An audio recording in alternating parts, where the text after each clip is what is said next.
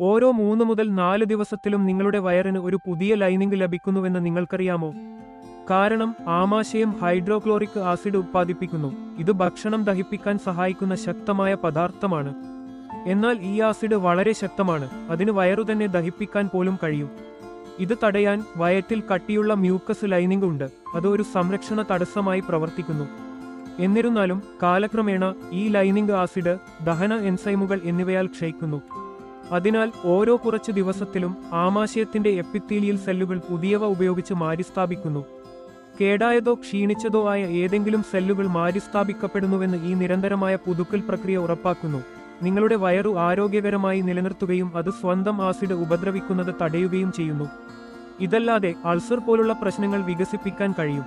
അതിനാൽ അടുത്ത തവണ നിങ്ങൾ കഴിക്കുമ്പോൾ ഓർക്കുക, നിങ്ങളുടെ വയറു സ്വയം പരിരക്ഷിക്കാനും ആരോഗ്യകരമായി നിലനിർത്താനും കഠിനമായി പരിശ്രമിക്കുന്നു.